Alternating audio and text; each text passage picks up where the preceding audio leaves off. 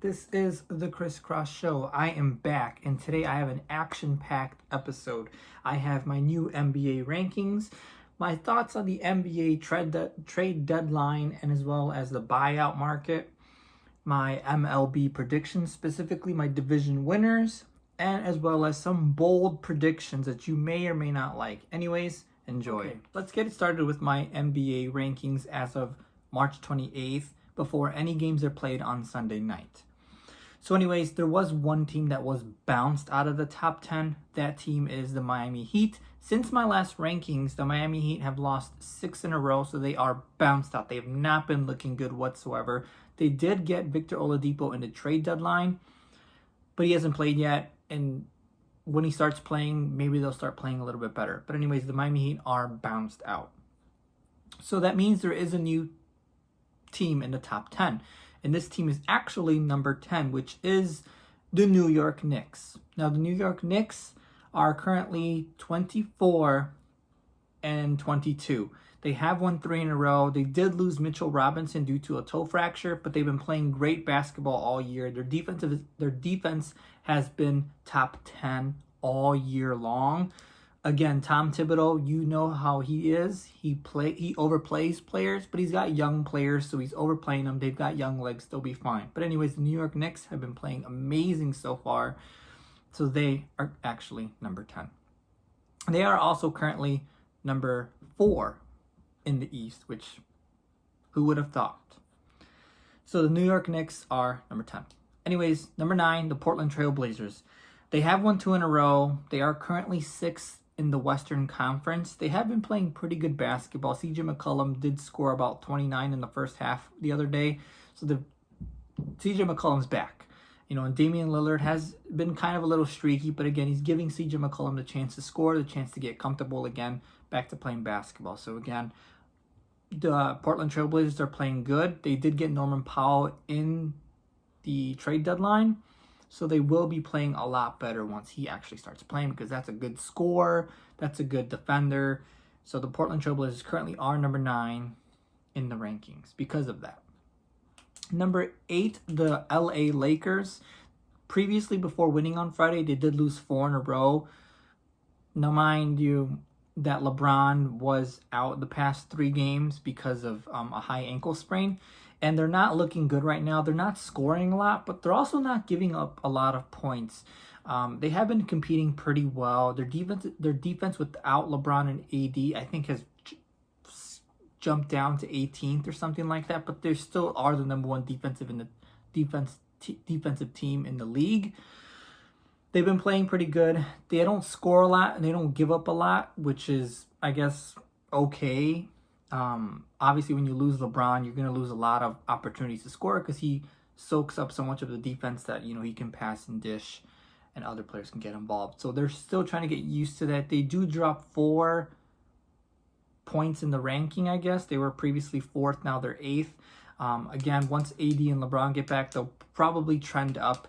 But this next stretch of games against Milwaukee isn't going to look so good later this week. And they do have an East Coast road trip where they do go to New York to play the Nets and the Knicks. So, how is this stretch going to look like? I'm not so sure.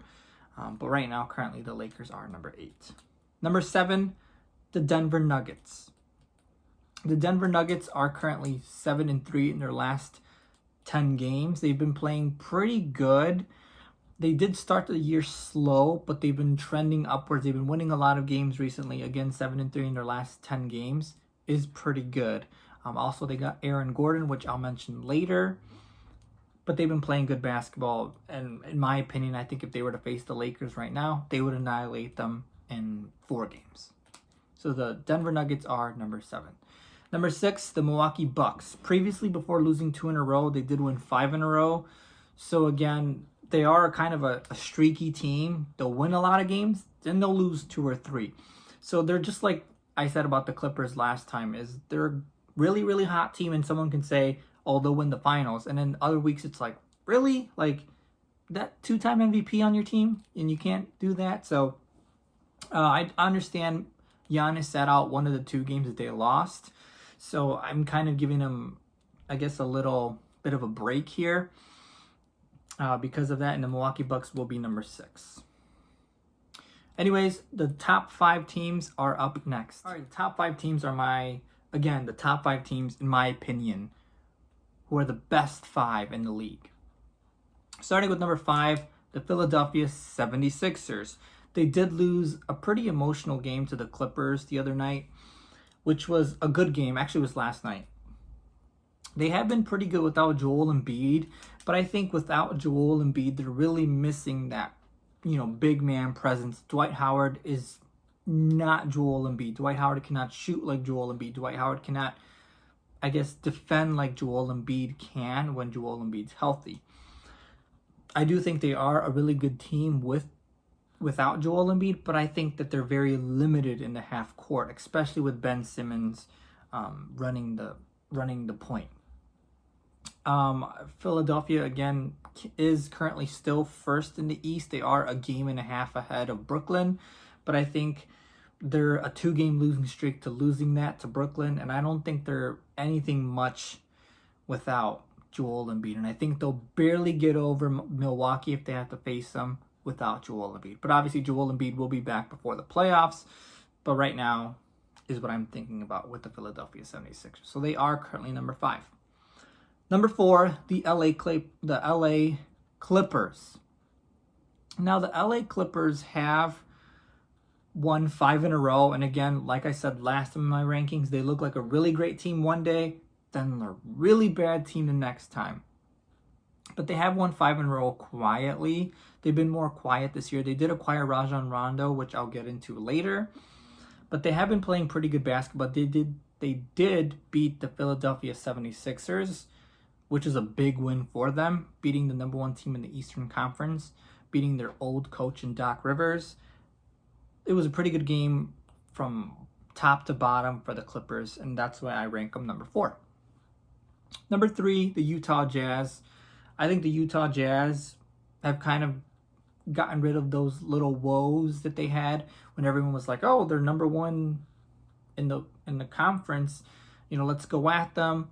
They've kind of adjusted. They've won 5 in a row since, obviously, their slow start after the All-Star break. They've been playing pretty good basketball. Again, no injuries to Utah. Again, Utah's a perfect example of when there's no injuries, they'll show you how good they are. And they've been showing us how good they are by winning 5 in a row. But the Utah Jazz are currently number 3. A team that I think will actually beat Utah right now is the Phoenix Suns. They are 7-3 in their last 10 games, and they are 16-6 on the road, meaning they travel well. Again, to be plus 10 on the road means you're a pretty good team that can travel to another city. And again, I know that there's not many fans in the building, but when you can travel to another city and beat that team consistently, then it's all goes for them. So the Phoenix Suns, I do believe, will beat the Utah Jazz if they were to face them in the playoff setting.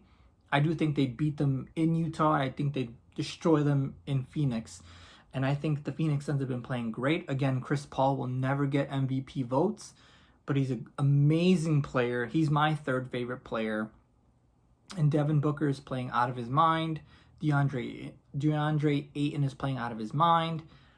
And I just think that right now, the Phoenix Suns is a really, really good team that a lot of people need to start talking about. So the Phoenix Suns will be number 2. Number 1, the Brooklyn Nets. I think right now, this is Houston 2.0 for James Harden, especially without Kyrie, especially without KD.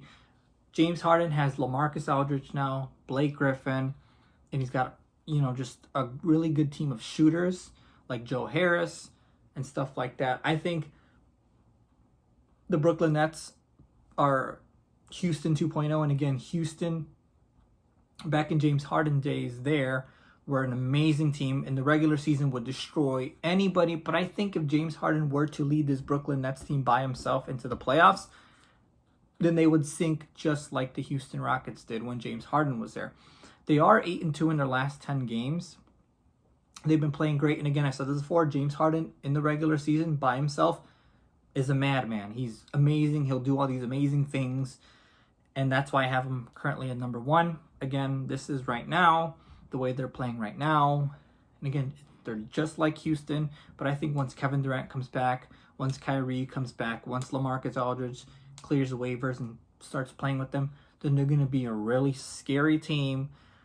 And basically, you're going to have all-stars, at least 3 all-stars in the lineup at all times, which, again, we all know when there's 3 all-stars on the team, they're pretty good. So right now, that makes Brooklyn my number 1 team. So anyways, that is my top 10. The Knicks, the Blazers, the Lakers, the Nuggets, the Bucks, the 76ers, Clippers, Jazz, Phoenix Suns, and the Brooklyn Nets. So there you go. That's my top 10 for March 28th. I did want to stop and talk about the NBA trade deadline and as well as the buyout market. So the trade deadline is a big thing for any sport, right? The MLB, the NFL, and especially the NBA. I think that those, shifting, trading, moving players around really shakes up teams. And again, it makes it exciting for players and for the fans, right? Like when your team is really bad and they sell all their good players, then they get all these good players and all these good teams, and it only excites the fan bases for what's to come in the playoffs. So on Thursday, and I want to start off in Orlando, the Orlando Magic had a fire sale. They were giving away their good players, all their top 3 players, and Vucevic, Aaron Gordon, and Evan Fournier. They gave them away like nothing. Like, I feel like they didn't get equal value other than draft picks. And if I'm going to be honest, looking at those draft picks, not going to be pretty good draft picks in the future. But I want to start off with Vucevic, and I don't know if I'm saying his name right, when he got traded to Chicago. This is good for Chicago because I remember when free agency was back in November/October, he was in Chicago's radar, and I remember hearing that. It didn't gain much traction after that. He ended up signing again with Orlando for a lot of money, and again, that's a lot of players' incentive to signing with teams is the money. But I heard him wanting to go to Chicago back in November/October, I guess. But there wasn't much traction to it, so I'm kind of happy he's in Chicago. He's a good big man. He's a good post man. He will play well with Zach LaVine. I'm really happy for Chicago. I feel like they're going in a good direction now. I feel like there is a direction for them after years of not knowing where the direction is. Aaron Gordon to Denver is interesting because I think they have Nikola Jokic already, who's a pretty good big man. You have Michael Porter Jr., who I think is a good young player. You have Jamal Murray. And again, I think losing Jeremy Grant, losing Mason Plumlee, you had to get big somewhere. And I think Aaron Gordon's a pretty good player. Again, he's an all-star level player. I think he'll fit well in Denver if he plays the 4.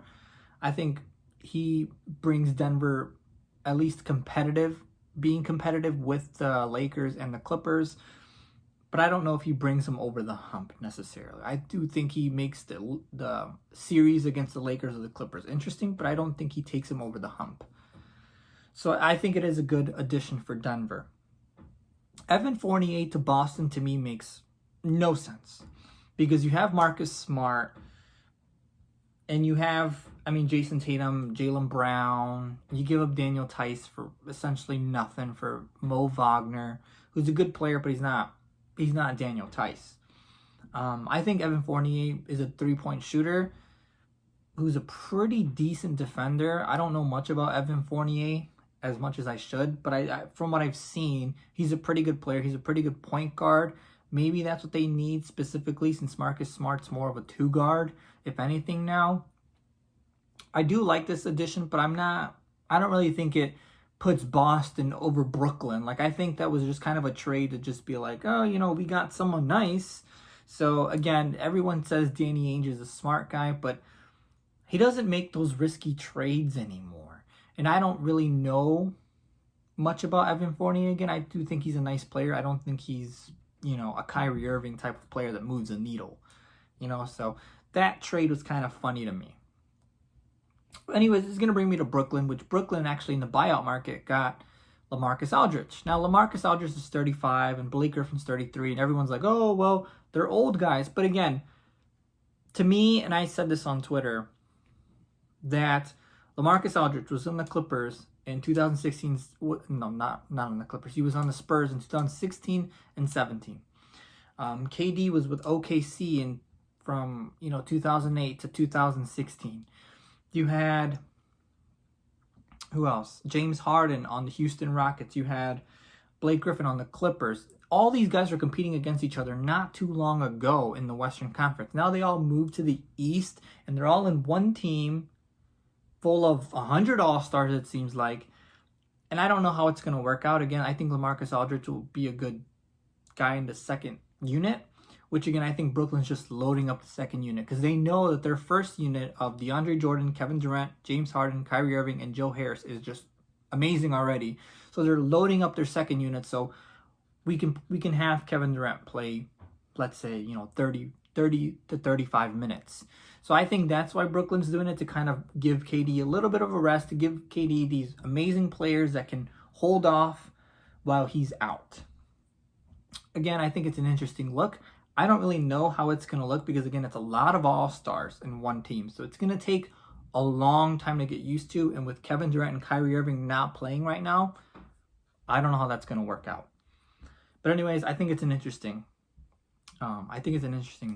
signing. Which actually moves me to across the country in LA. Andre Drummond recently just signed with the LA Lakers. And I think this is an amazing addition because from what I've been told is that they're missing rim protection. Anthony Davis, obviously being out, they need a rim protector. Marc Gasol's not much of a rim protector. He's more of a help on defense. I think he's a secondary defender. And I think Montrezl Harrell, I love him, but he's not much of a great defender. I think he's more of a better offensive player than he's a defensive player. So I think Andre Drummond will give them rebounds because they've been, right now, without LeBron and AD, they've been lacking on second chance points, and they've also been lacking on defensive rebounds. So Andre Drummond eliminates all that, and I think it helps them out a lot. Again, with a little bit of practice time, I don't really know how this is going to work out with Andre Drummond not getting many reps other than games. So I think it's an interesting signing, and I really like it for the playoffs because in the playoffs, they would start Markieff, they would start Dwight Howard, they would start JaVale McGee, depending on what the series wanted. And I thought that was amazing that Frank Vogel did that, where against Denver, Dwight Howard starting, but against the Miami Heat, Markieff Morris is starting, or someone else is starting instead of, the typical center. So I really like that, and I think that's what they're planning on using Andre Drummond for, is maybe a series will call for him to be starting and playing 20 plus minutes, or maybe another series will be asking him to just sit on the bench and just cheer the team. So I really like that signing by the LA Lakers. And staying in LA, Rajon Rondo moving to the Clippers. Now, I really like Rajon Rondo. I like what he did with the Lakers last year. I do think Kawhi Leonard does get his point guard. I don't think Rondo's more of a regular season point guard, because last year during the regular season, he wasn't doing much for the Lakers. But during the playoffs, as you can see, when the game slows down, when it's more planning, scheming, you see Rondo flourish because he's a player that can, he lives for that in a sense. And so I really like that signing for the Clippers. Actually, I don't really like it because I think it ruins the Lakers' chances because he was a Laker last year. But I do think that he does help the LA Clippers, especially in the playoffs. So those are some of my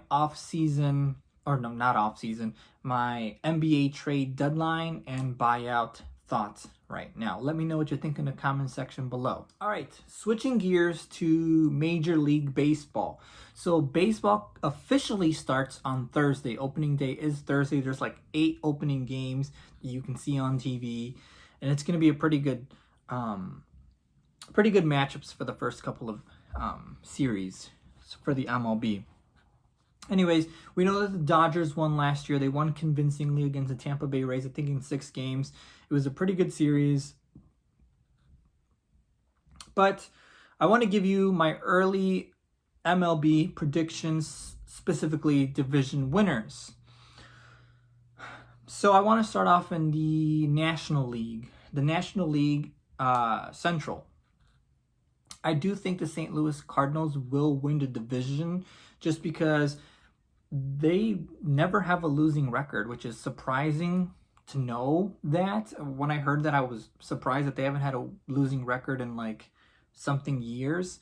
So I do think that the St. Louis Cardinals is their division to win. I think Chicago stayed the same. The Reds basically sold a couple of their players, especially the Cy Young winner in Trevor Bauer, and they let him go. The Pirates, again, we know last year they only won 19 games in that 60-game season. And the Brewers, I didn't really hear much about the Brewers and other offseason acquisitions, but I do think that the Cardinals, if this is a season where the NL Central is going to look kind of bad, this is their season to win NL Central. Now I'm going to move on to the National League East Division.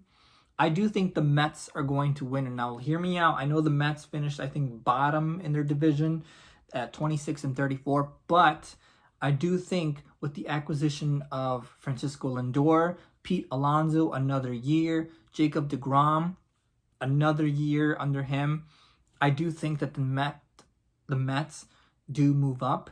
And again, I'm a little biased because Francisco Lindor is my favorite baseball player, but I do think that this is their division to win.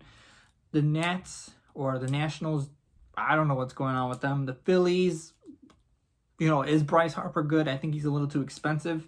The Marlins, they're interesting, but I don't think they're there yet. The Braves had a good season last year, but I do think they will take a step back, or they will have a slow start, and the Mets will have a fast start, which ultimately will play in the end. So I do think the Mets will win the East Division. Going on to the West Coast, I do think the Dodgers will win it. The Dodgers kept a lot of their same players from last year. They did sell some, but they've kept most of their core. They did add Trevor Bauer, a pitcher. So Clayton Kershaw, Trevor Bauer, and Will, whatever his name was.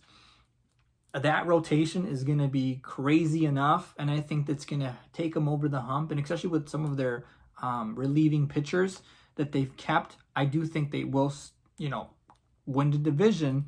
And again, they're in a division with the Rockies and the Diamondbacks, who knows what they're doing. The Giants, that you feel like they're always competing, but they're not always competing. And the Padres, who had a pretty good season last year, who finished 37-23, but, were kind of a disaster in the playoffs. I do think the Dodgers do hold that upper hand by adding Trevor Bauer, a Cy Young winning pitcher.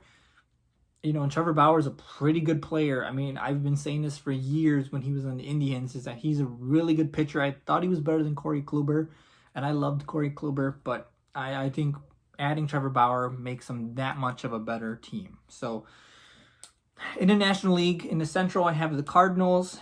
In the East, I have the Mets, and the West, I have the Dodgers. Anyways, up next is my AL predictions. All right, so in the American League, starting off in the Central Division, I do think the Twins will win the division again. Last year, the Twins won it, and the Indians were in second, and the White Sox were in third. Again, the White Sox, I guess, only lost, or they had the exact same record, actually, as the Indians, but they lost because of, I think, head-to-head matchups or something like that. I forgot how it goes in the MLB. But the Twins will win it. I do think the Twins, they did stay the same, and I think they signed a couple of players. I don't really know specifically who they signed. Again, the MLB is like 6,000 players to keep track of, and it's kind of hard to keep track of them. But I do think the Twins will barely hang on to win the division, and I think the White Sox will be about 3 to 5 games behind the Twins. But I do think the Sox, I won't be surprised if they win the division, but I think that the White Sox are a funny team because they're young, but they're good, and they're ready to win, but I don't think they're there yet. I think they're at least 2 more years out of like actually competing to give their younger players reps. So I think the Twins, they've won a division a couple of years already. So I do think they will win the division again. In the East, I'm going to give it to the Yankees. If Giancarlo Stanton and Aaron Judge can stay healthy, I do think they haven't. I do think that they did not win the division last year was because their players are unhealthy, and it seems to me like Stanton's only played like 3 games with the Yankees. He hasn't played much. I do hope for him to play more, at least play the majority of the season, and as well as Aaron Judge. With those 2 players in the lineup, I do believe that they will win the division if they're in the lineup for the most part. I do think the Rays will take a step back after losing in the World Series last year to the Dodgers. The Orioles, I have no idea what they're doing. I do like Chris Davis, but I don't know what they're doing. The Blue Jays, they're an interesting team, but I don't think they're going anywhere. And the Red Sox, clearly rebuilding. So I will give the Yankees winning the division. Moving on to the West Coast, the American League West Coast, I think the Athletics are going to win it.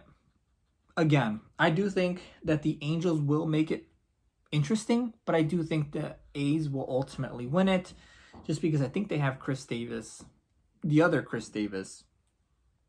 And I do think they are pretty good. Their pitching was pretty good last year. And I do think they kept a lot of the same players. And again, I think the Angels are going to make it interesting, but I ultimately think that the Athletics will win it. I wouldn't be surprised if the Angels win it. That division's kind of up for grabs as well. You don't really know. But again, I'm going to go with the Athletics, the Angels, the Mariners, the Astros, and the Rangers. Anyways, I will post my rankings, my division rankings here for you to see. So you can see specifically where I think each team will finish. I won't give you records because I feel like I'm always predicting records for teams and I'm always wrong. So I will give you placements of where the teams will belong. So that'll be on this side right here. But anyways, that's my MLB predictions, specifically division winners. Hope you enjoyed it. Let me know what you think about my predictions. What I love about making predictions is when they're right, I feel good about myself. When they're wrong, I go, well, you can't really tell with stuff like that. But I like making predictions just because, again, there's something to give me to look forward to with sports. Now, I have these bold predictions that I do want to make a segment where Chris is right or Chris is wrong. And I do want to start with these bold predictions. So anyways, my first bold prediction is going to start off in baseball. Jose Ramirez, who is currently the 3rd baseman for the Cleveland Indians, I do believe he will be traded before the trade deadline. Now, the reason why I say that is because the Indians are selling everyone, right? They gave away Adam Pluco. They gave away Francisco Lindor. They're clearly selling, right? So I do think Jose Ramirez, who is a really good player, will be traded. And I will not be surprised if he gets traded into the National League. But I do predict that Jose Ramirez will be traded before the trade deadline. Number 2, the Mets will win the division. Again, I said this in my rankings. I do believe the Mets will win the division. They got Francisco Lindor. They got Pete Alonso. They got some other pretty good players, Jacob deGrom. I think that their pitching rotation is pretty good. And again, a couple years ago, I read this funny stat that if someone during Jacob deGrom's starts, if the team would have scored at least 2 or 3 runs, then he would have been like 23-5 or something like that. So I do think that the Mets did get Francisco Lindor, and that's going to help them score points on the board. So I think that they will win the division. I think they're going to get off to a really hot start, and it's going to go from there. And obviously their hot start's going to lead them into winning the division. Number 3, the Brooklyn Nets will not make the NBA Finals. And the reason why I say this is reps.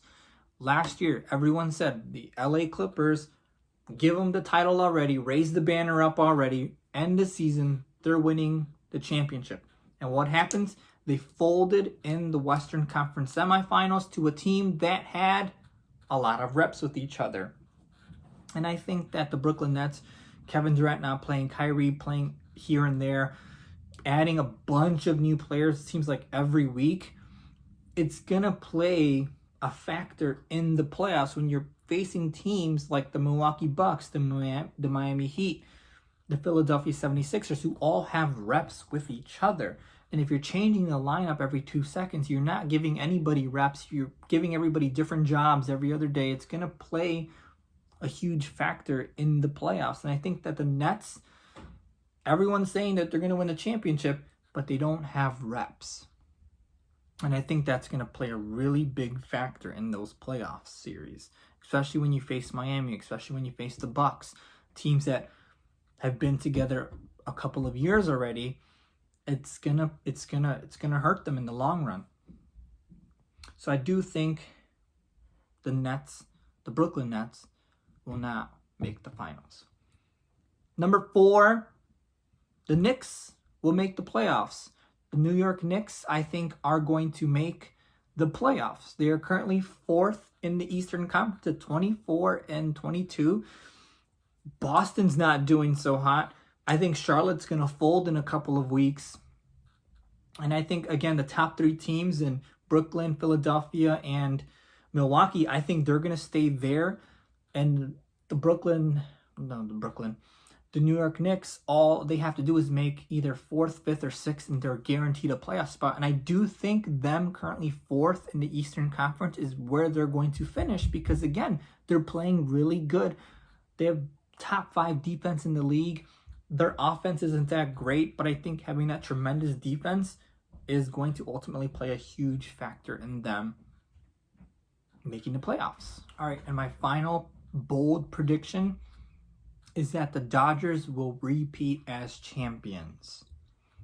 Now, I know it's pretty obvious, and you may say, how is this a bold prediction? But again, I think they will repeat because having Trevor Bauer, another good pitcher who can pitch in the playoffs. We saw him with the Indians and how he could pitch in the playoffs. So I think the Dodgers will ultimately repeat. I don't really want to get much into this because I think it's pretty obvious already. They won last year. They're the prohibited favorites already this year. Basically, their core batters have stayed the same. Their pitchers have almost stayed the same, as well as adding a Cy Young winner in Trevor Bauer just keeps them at the top of the league. So I think the Dodgers, barring an injury, will win the World Series again. So those are my predictions. The Jose Ramirez will be traded. The Mets winning the division. The Brooklyn Nets not making the finals. The New York Knicks making the playoffs. And the Dodgers repeating as champions. Let me know what you think about that. I will see you guys next time. Thank you for watching. Hey everybody, thanks for watching. Keep up with the show by clicking the subscribe button to get the latest from the show. Also, turn on the notifications to know when a new episode is posted. Thank you.